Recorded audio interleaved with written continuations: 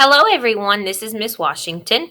We are going to read a story, and it is called America's Champion Swimmer. How many of you all like to swim? I like it too. So, champion, think about what that word champion means. If you are the champion, usually means you win, right? Yeah, or it's just somebody important. So, let's think for just a minute. What is this story going to be about? Okay, so maybe and it's going to be about this person that ends up winning the swim meet, or maybe they have a swim race and she wins. So her name is Gertrude Ederle. This is actually based on a true story. This is a real person. You could actually even look her up and find out more about her. Down here at the bottom, we see written by David A. Adler. Now, remember, the first name we see on a story is the author's name. The author writes the words. The author writes the words. So all of the words in this story, the author wrote them. Okay? Over here we see illustrated by Terry Widener. Illustrated. Illustrated. So the illustrations, that means pictures. So the illustrator draws and paints the pictures. Good. So let's dive in. Here's our title page.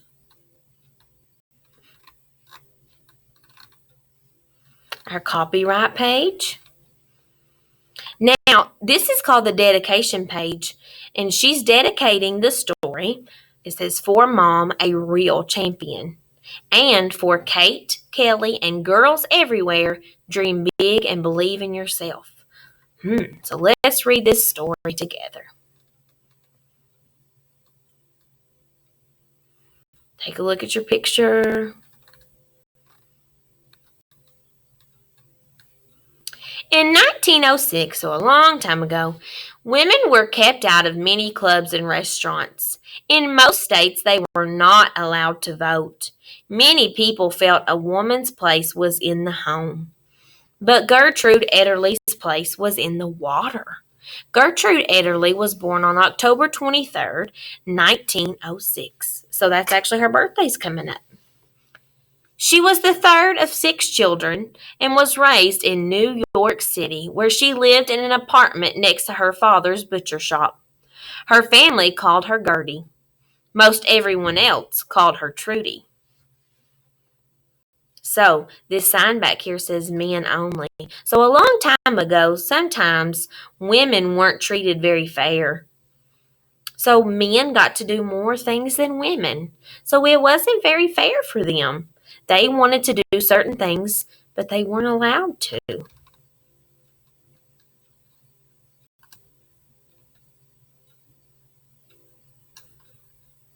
Trudy spent her early years playing on the sidewalks of New York. It wasn't until she was 7 that she had her first adventure in the water.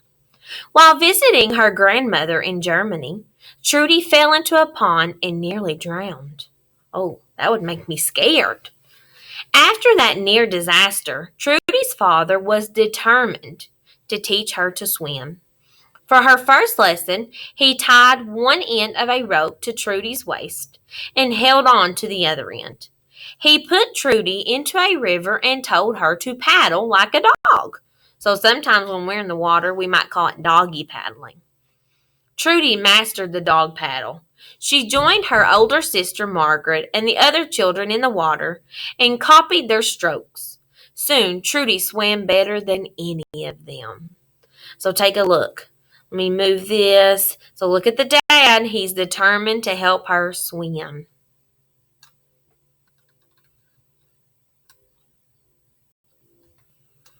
From that summer on, it was hard to keep Trudy out of the water. She loved to swim. At the age of 13, she became a member of the New York Women's Swimming Association and she took lessons there. At 15, Trudy won her first big race. So even though women weren't allowed to do a lot of things, Her dad really wanted her to be able to swim, and she started to really enjoy it. So she dreamed of being very good at swimming, and look, she's already winning races.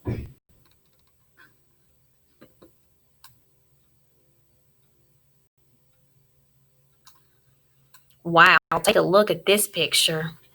The next year, she attempted to be the first woman to swim the more than 17 miles from Lower Manhattan to Sandy Hook, New Jersey. When Trudy slowed down, her sister Margaret yelled, "Get going, lazy bones!" And Trudy did. She finished in just over 7 hours, and she beat the men's record. So that means, like, think about how long you would be at school all day. That is like how long it would take her, or it did. It took her that long to do this swim. But did she give up? She didn't give up. She kept on going.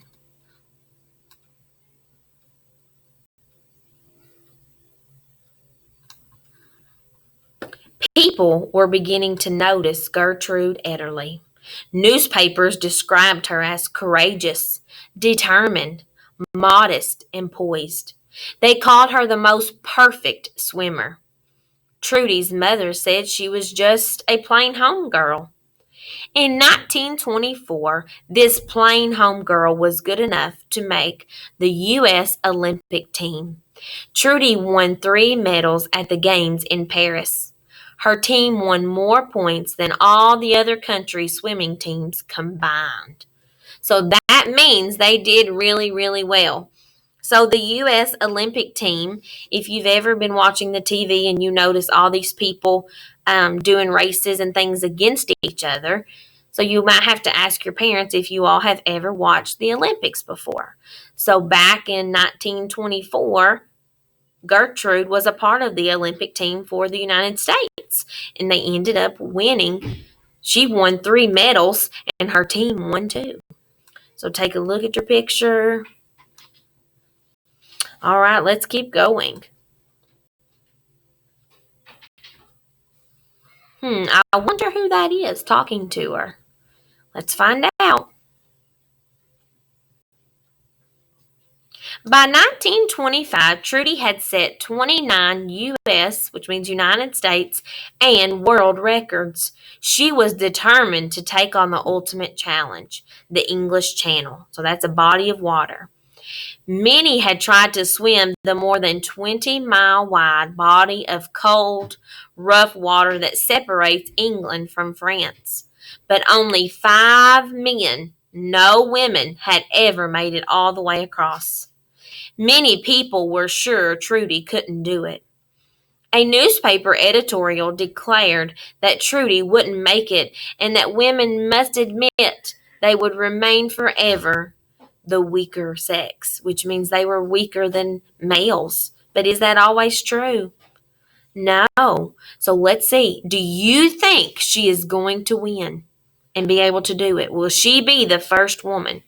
Let's find out. It didn't matter to Trudy what people said or wrote. She was going to swim the channel.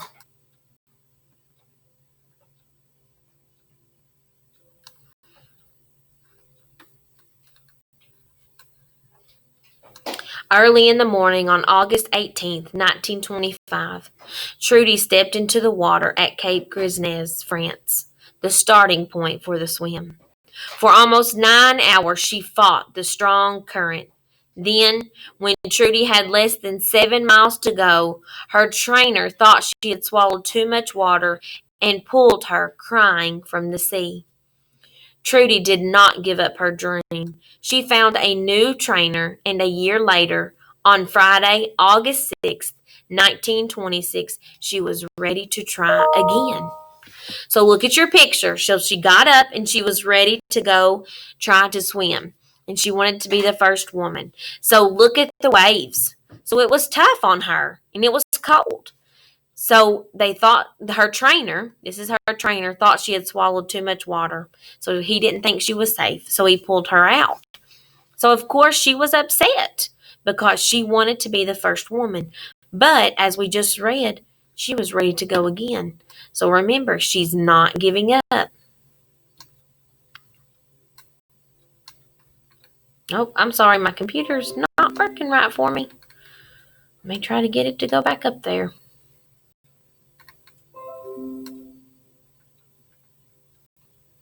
There we go.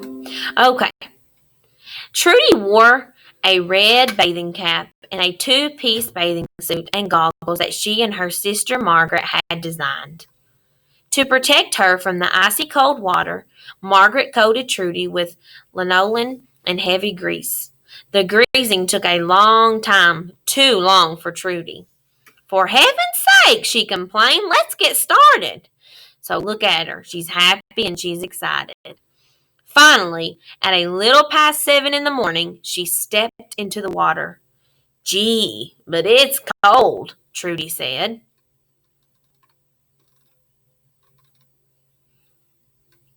Take a look. Trudy's father, her sister Margaret, her trainer, and a few other swimmers were on board a tugboat named Alsace. The boat would accompany Trudy to make sure she didn't get lost in the fog and was safe from jellyfish, sharks, and the channel's powerful currents. There was a second boat, too, with reporters and photographers on board. As the Alsace bobbed up and down in the choppy water, Margaret wrote in chalk on the side of the boat, "This way, old kid." She drew an arrow that pointed to England. So they're all on the boat. They're cheering her on, and her sister wrote something on there for her that said, "This way, old kid." She knew that her sister could do it. So here's Trudy swimming along, and notice it's a huge body of water.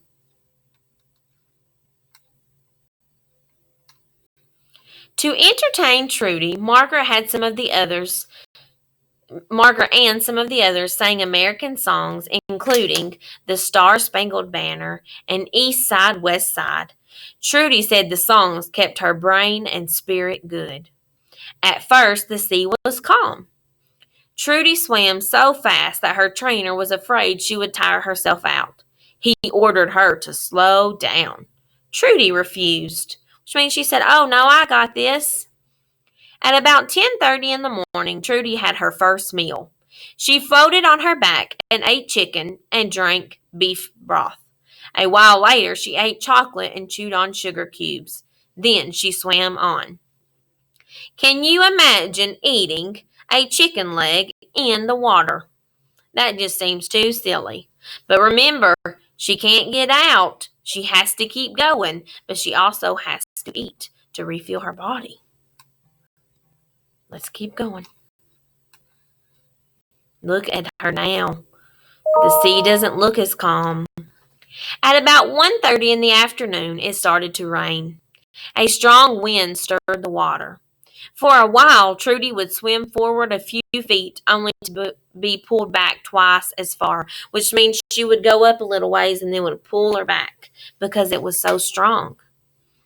By 6 o'clock, the tide was stronger. The waves were 20 feet high. The rough water made the people aboard the Alsace and the new boat seasick. Trudy's trainer was sure she couldn't finish the swim. He told her to give up. "No, no," Trudy yelled over the sound of the waves. She kept swimming. In the next few hours, the rain and wind became stronger and the sea rougher. At times, the rough water pulled the boats away out of Trudy's sight. She was scared. It was eerie being out there all alone. Now, Trudy began to have trouble kicking in the water. When the Alsace came close again, Trudy said her left leg had become stiff. Her trainer was frightened for her. He yelled, "You must come out!" "What for?" Trudy shouted and kept swimming. Trudy continued to fight the tide and the constant stinging spray of water in her face. She knew she would either swim the channel or drown. So she was determined. She kept telling them that she could do it.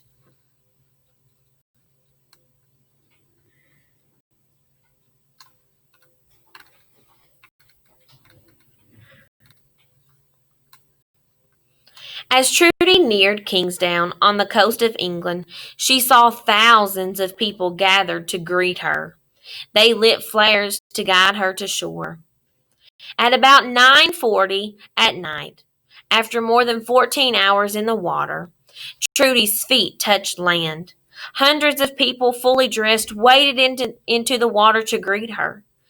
When she reached the shore, her father hugged Trudy and wrapped her in a warm robe. I knew if it could be done, it had to be done, and I did it, Trudy said after she got ashore. All the women of the world will celebrate. So remember, why are they celebrating? Why was it such a big deal that she swam this? She was the first woman. And remember, they thought that women couldn't do things that men did, but she did it. Here she is. Trudy swam the channel in just 14 hours and 31 minutes. She beat the men's record by almost 2 hours. In newspapers across the world, Trudy's swim was called history making, so everybody knew it. Reporters declared that the myth that women are the weaker sex was shattered and shattered forever, meaning women aren't weaker. Okay? That's what it was they were trying to tell everyone. Trudy sailed home aboard the SS Berengaria. After 6 days at sea, the ship entered New York Harbor. 2 airplanes circled and tipped their wings to greet Trudy. People on boats of all kinds rang their bells and tooted their horns to salute her. Foghorn sounded. So everybody's celebrating, everybody's cheering for Trudy. Trudy climbed into an open car for a parade up Lower Broadway. An estimated 2 million people, many of them women, stood and cheered. They threw scraps of newspaper, ticker tape, pages torn from telephone books, and rolls of toilet paper. Why? They just wanted to celebrate, so they were throwing anything that they had. When her car arrived at the New York City Hall, Mayor Jimmy Walker praised Trudy for her courage, grace, and athletic prowess. American women, he said, have ever added to the glory of our nation. So they figured out women are important. President Calvin Coolidge sent a message that was read at the ceremony. He called Trudy America's best girl, and she was. Gertrude Ederle had become a beacon of strength to girls and women everywhere, telling them to be brave.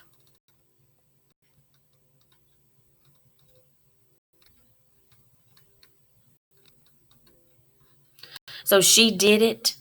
And this was just a few notes from the author. And the author was just talking about how the people noticed when she was going and when she was swimming. They did not think that she would do it because it was so hard on her with the wind and the rain and the rough waves. I can't imagine. And here's our back. It's inspiring. She decided to be brave to do this swim. She didn't give up. She kept on going. So sometimes when your work gets a little hard or you just feel like you can't write your letters because it's so hard to make, don't give up. Be like Trudy and keep on going. Thank you, guys.